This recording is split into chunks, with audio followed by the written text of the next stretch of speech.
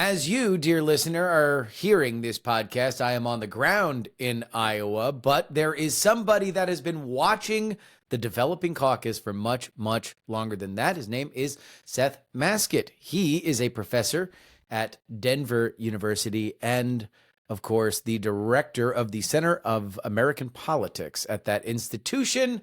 Seth, welcome to the program. Hi, thanks so much for having me on. Now, you've done something for the last year in terms of tracking the developing Iowa caucus. Can you just explain your project and what you have seen with it? Yeah, so this is for a book project I'm working on that's really on the Republican Party and how it makes decisions. But I have been doing a survey all throughout 2023, talking to county chairs across the country. So there are roughly 3,000 counties and county equivalents across the U.S.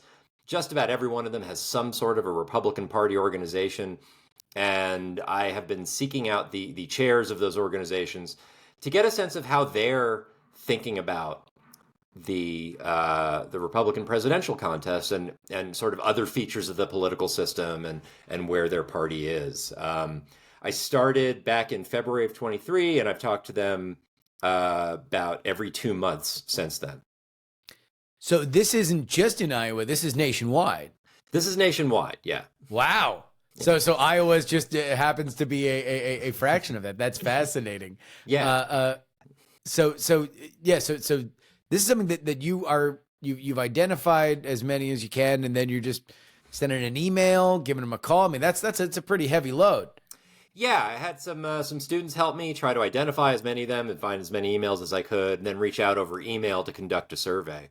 I should mention I've also been doing like a bunch of interviews in Iowa and just to get a sense of how people are thinking about it, particularly in a state where so many of the candidates are and so many of the reporters are, and like people really have to be thinking about this early.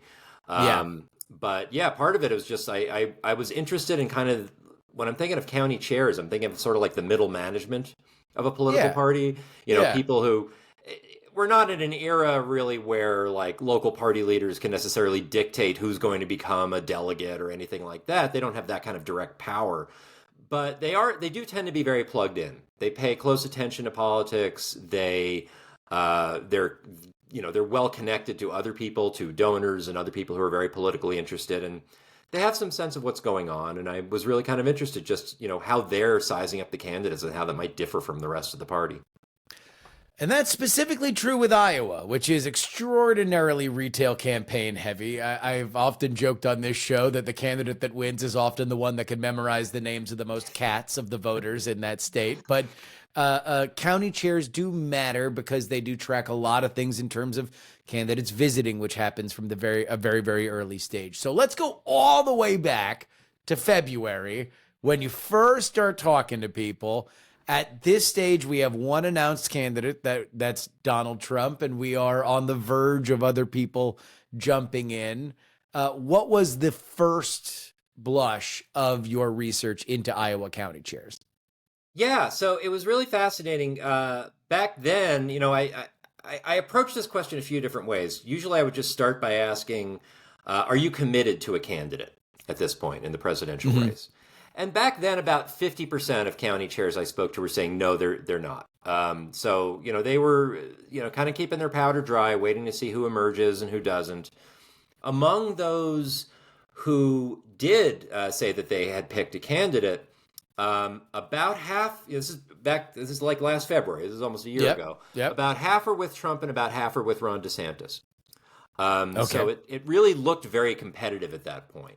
And, it's interesting to think about sort of where the contest was then. I mean, we were still sort of coming out of the 2022 midterm elections. Yeah. There was sort of like no red wave. The issue of abortion becomes a major issue. There's some liabilities. Right. And it's kind of a sense that that the party had underperformed in part because of Donald Trump, that he had, picked a bunch of bad candidates and championed them. He'd made the election about him and it didn't need to be. And so that was hurting him. And sort of, DeSantis was the non-Trump candidate most people had heard of at that point. And he hasn't officially declared, but it was pretty clear that he was running at that point. So the big points that I know from following this that are on that calendar are all the other candidates getting in, up to and including Ron DeSantis, and Donald Trump beginning to be charged with some of the cases that he now is going to face in 2024 in court. Do any of those coincide with watching the data or the commitment shift with the county chairs? Yeah, definitely. The next wave of the survey I ran was the beginning of April. And that was right around the time that the first wave of indictments came out against Donald Trump. That was in the Manhattan case. And conveniently enough for my survey anyway, I'd already had the survey in the field when those indictments became official. So I had half the cases are before the indictments came out, half are after. And one thing that you see is just very sharp consolidation behind Donald Trump once those indictments come out. It made people a lot more likely to back him. And it hurt DeSantis. It helped Trump. It definitely helped Trump. One of the striking things to me was that it wasn't just that Trump was gaining the support of people who'd been previously undecided. He was actually gaining support of people who previously backed Ron DeSantis. So he was pulling people who'd previously committed to someone else. Yeah. Who just said, well, I tried this DeSantis thing, but now is the time to rally behind Donald Trump because he's under attack. And that's consistent with a lot of other ways people have had of looking at this contest, just that, seriously, the single best thing Donald Trump did for his campaign is to get indicted. Yeah. I would not recommend that for any other candidate, but yeah. It's certainly not in the handbook of how to become president, right? You have to go deep into the appendixes to find that. But it seems consistent with any and all metrics, at least in terms of this race, the primary race. Donald Trump becomes a far and away favorite as soon as he starts getting indicted, but also at least in the general election polling that we've seen and the swing state polling that we have seen, he was trailing in races beforehand and he is leading now. Now, obviously, there's a lot more that goes into it, but it does seem like even in an extraordinarily provincial place like Iowa that very much likes to make their own mind, they have often bucked the Republican mainstream trend for more evangelical candidates in the past, but they've never been afraid to go their own way. In this case, everybody was lockstep. Donald Trump's being persecuted and we need to buckle down and support him. Yep. That's fascinating. Yeah. That's and let me ask you this, because one of the biggest, most fascinating parts of this specific caucus, and something that I'm very excited to talk to people when I get on the ground, is the collapse of the evangelical lane in Iowa. Donald Trump has a lot of support there, but there were three candidates that were explicitly campaigning from the pews, like often is successful in Iowa. Tim Scott, Mike Pence, Asa Hutchinson. Two of them have dropped out. One of them probably should, but nobody has apparently gotten the memo to him that he's not polling well. Did you see any kind of boomlet in terms of the county chairs for any of those candidates? Was there ever a moment where there was even an overrepresentative glimmer for the evangelical lane? Not really. And I find that really kind of striking. I attended, it was the Iowa Faith and Freedom Coalition event, the kickoff back in April, I believe. In the Des Moines area, and ended up talking with a lot of folks there. Trump wasn't there, but a number of other candidates were. Yeah. And I was just trying to get a sense of how people were thinking about the candidates. And you could see, just talking to people, there was genuine affection for a number of the candidates. I mean, people liked Mike Pence. People like Tim Scott. They like what these candidates have to say, and they agreed with them probably on more issues than they did with most other candidates. But ultimately, they considered Trump their guy. And it was really kind of striking. I mean, one sense of it was just well, this guy's actually been in there. We know what he'll do, and we like that. Yeah. So there was, I think, less uncertainty than there was with other candidates. But also some of it struck me as very transactional in the sense that we don't necessarily think that Trump believes religiously as we do. Sure. But he is willing to make promises to us and follow through on them. That like they credited him, like a lot of people have run for evangelical vote in Iowa, promising to overturn Roe v. Wade. He was the guy who actually got it done.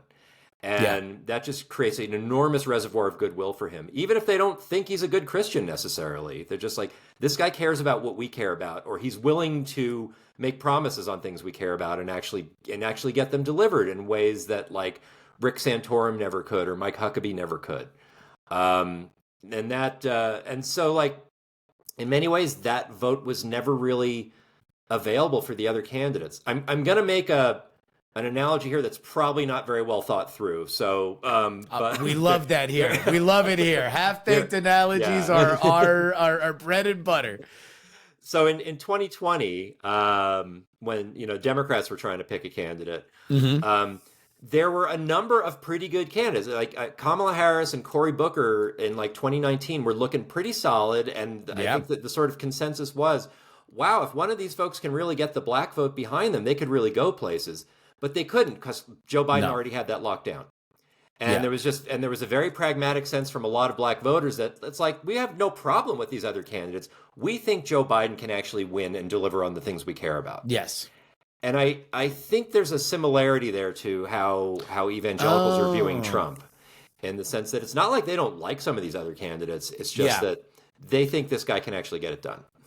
And like in the Democratic field, Hillary Clinton had more of the black vote than Barack Obama until Barack Obama proved that he could beat Hillary Clinton. Right, so it's like, prove you can be at the top of the ticket, and then maybe these organizations will start to, or this cohort will start to look at you in a different way. If you could prove electoral viability and you are more agreeable, then maybe we got something cooking. But if it's just ideology, then sorry, buddy, maybe season up and then come back next time. Right. So where do things really start to crater for DeSantis? Because that ultimately, obviously, we got to see next Monday night exactly what's going to happen. But like the sports writer who's starting to write his game feature in the third quarter, we can kind of tell the story that Iowa's going to be about a lot of money that was burnt by DeSantis and DeSantis affiliated PACs for not a lot of gain. What have you seen in terms of that cratering out? Yeah, and it's hard to find any sort of one moment in there. Like after the Trump indictments in April, a lot of things that would have gone his way just didn't anymore. Mm-hmm. And his support has just sort of slowly whittled away over time. And one of the things that sort of struck me is that like there's, I sort of expected a little bit of a rally back toward DeSantis, maybe over the last month, considering a number of pretty high profile endorsements that went him way from the governor, from Vanderplatz. And that just didn't seem to happen. His numbers have just continued to winnow. There's one area in which I would still say there's a little bit of hope for him.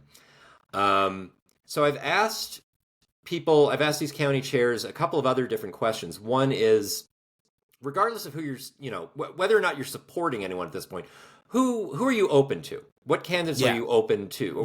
Or are you considering at least? And you can name as many as you want. And DeSantis has been at or near the top of that list pretty much all year. Like Trump actually passed him a couple of months ago on that. But DeSantis has remained very high on the number of chairs that are at least open to him. And then I also ask, who do you definitely not want to see as the nominee? And DeSantis has pretty reliably been at the bottom of that list. Like almost no chairs are like flat out opposed to him. If for some reason, if Trump suddenly decided tomorrow, he's like, I can't actually run for president anymore, I have to drop out. Like DeSantis would have a pretty good shot at getting a lot of that support, regardless of how the campaign has gone so far. There's a lot of people who've been exposed to him, don't hate him. They just don't see a need to back him at this point.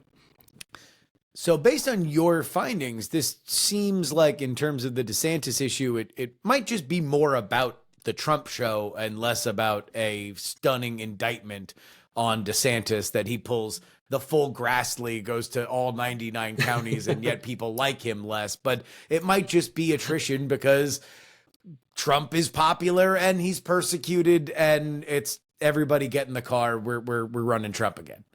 I really do see it like that. Like, the only reason, like people are talking about, why did DeSantis fall apart? Why did he prove so toxic? And like, for me, the more important question is, why was he even popular in the first place?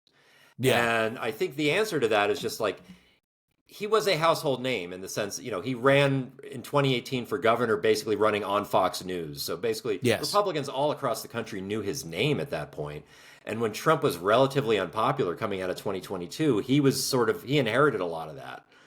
But as the party rallied around Trump, DeSantis was the one to suffer from that. And it wasn't necessarily any one thing he did wrong. I mean, it's easy to sort of Tuesday morning quarterback it and find areas where he spent money that he shouldn't have spent, or, he was an awkward campaigner. All that's true. Yeah. But I don't think that's necessarily what killed his campaign. I think it's just the fact that he was always sort of running to be the guy in case Trump couldn't run. And Trump has simply stayed in it. Because he obviously did not feel comfortable going mano a mano with Trump and being extraordinarily aggressive. Trump has none of those compunctions and has been the space lasering him since 3 months before he announced. And that's just it. But even now you're saying, even as he has been surpassed by other candidates, specifically Nikki Haley, who we'll get to in a second, he still is fairly well liked. He's still a high pick for a second place, and he is still not on the high among the list of people that people really don't like. It's just he's kind of in the mushy middle. Yeah. So I mean, which in the long run, that's probably works to his advantage. He's in his 40s, right? Yeah. He has a lot of years of viability left if he wants to be president. Yeah. He hasn't necessarily burned his bridges within the Republican Party. There's a lot of people who are still open to a presidency and the model he has in mind. But it's, it was always hard to see how anyone, breaks through this and actually directly challenges Trump. And he obviously never wanted to alienate Trump supporters because he needs them. Yeah. And so he wasn't, the only thing he really criticized Trump for was not being at debates. That was kind of it. Not being effective and not being at debates. And even then, I think he was even less than some of the other candidates in terms of that. But let's take a look at Nikki Haley. We have said on this show that if this is to be a competitive primary, and that would be an upset at this point, but let's say that it were to be, that Nikki Haley has to do the 21-21 strategy of second place in Iowa, where Trump is a prohibitive favorite, beat him in New Hampshire, second place in Nevada, first place in her home state of South Carolina. But all that begins with a second place, take victory out of the second place trophy, moral victory of Iowa. Where does Nikki Haley start for you, and where is she right now as we move into caucus time? Yeah, she's sort of on that glide path to be the comeback kid, right? I mean, we'll see. It's interesting. So she was, at least in my survey, she wasn't on a lot of people's radar for most of the year. Mm-hmm. In terms of the question of like, who are you supporting? Like, fewer than 5% had been supporting her up until very recently, and she got like a real jump up to about 15 or 16% in the most recent survey. But she's been kind of quiet in the background for a while. Fair number of chairs said they were at least open to her, like between 30 or 40% most of the year said they were, considering her, but they knew her name, but didn't know all that much about her. It really seems to be, I think she's a story about debates. That gotcha. once the debate started in the fall or late summer, that was really a very good medium for her. She comported herself quite well in those. She, again, didn't have a lot of direct criticism for Donald Trump. There was some, more than DeSantis had. Some about spending deficits. You know, a little bit about just sort of generally like there's a lot of chaos that follows him around, and maybe we need less of that. But I think she has, made a fairly compelling case for being the candidate of the non-Trump wing of the party. Yes. Which is still a pretty sizable wing. It's not always clear what the majority is. But you know, she is doing well lately and just sort of consolidating that anti-Trump portion of the party. And not a lot of other candidates are getting much traction. So I think one thing she did in the debates is she articulated, I think what you might call like a conventional conservative Republican view, particularly on foreign policy. At a time when not a lot of other candidates were talking about foreign policy. And she sounded in many ways like, you know, like a more traditional, like Reagan, Bush, Romney type conservative there. And for, you know, for a fair chunk of the party, that's still very compelling. You know, particularly as an alternative to Biden, maybe even as an alternative to where Trump was. They found that compelling. So you really see her take off like in the October and December waves of this survey and start to make some inroads. But the polling in the swing states, or the polling in the early states, has been really quiet over the holiday break. But we're just starting to see some evidence now that she's made maybe some inroads in Iowa, maybe a fair amount in New Hampshire. There was a poll this morning that had her like within about 7 points of Trump there. Yeah, within Christie of Trump, which will be a very, very interesting. That will be where all the pressure will go, depending on what happens in Iowa. But more specifically to the Hawkeye state, we did see her ahead, you know, by a percentage point, so very well within the margin of error. But for the first time in a while, ahead of Ron DeSantis, and that I think is going to be necessary if she wants to catapult herself forward and start to make this look like, okay, this is a story, this is a narrative, this is going to be now a thing that will be building toward New Hampshire, and then if she wins New Hampshire, yada yada yada through Nevada, but then we have, you know, South Carolina, where she obviously has universal name ID. Yeah. And like it's interesting because like a lot of her, you know, she's concentrated a lot on New Hampshire, and she has the backing of Governor Sununu there. You know, like that's been a place where she that's always been sort of more in line with her version of republicanism. Yes. Iowa, I mean, she's done actually obviously a fair amount of campaigning in Iowa, but that was always, I think, a harder reach for her. So if she comes out next week ahead of Ron DeSantis, who has really staked everything on Iowa. Everything. He's put all his fortune into that and gotten a ton of very prominent endorsements from Iowans. And she comes out ahead of him. That really helps her going into New Hampshire, where she's looking pretty strong. It's not good for DeSantis at all. I think it might be time for bed. If that's the case, it might be, the campaign might be getting a little sleepy. You know, I always, whenever I cover Iowa specifically, I always try to go to the campaign that I think is going to end. I'm always hunting for like the big bow out speech there. Yeah, that's what I'm always looking for.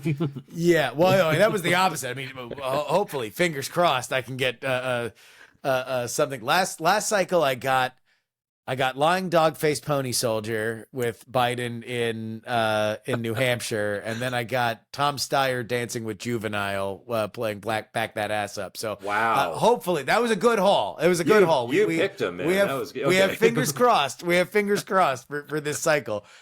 But DeSantis is my pick for people who if he comes in third, it might be, I mean, even just for the burn rate alone, I mean, it's been legendary how fast that campaign has ripped through money. Yeah. I don't know if they're going to be able to make the hotel bill on the other side if they can't, if they come in third.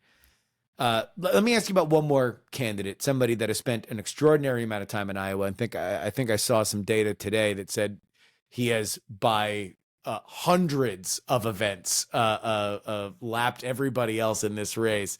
And that is Vivek Ramaswamy, somebody who, speaking of debates, had a bit of a surge. His debates, unlike Nikki Haley, and in direct contrast to Nikki Haley, since he was very, very confrontational with her, seemed to turn people off, specifically in Iowa.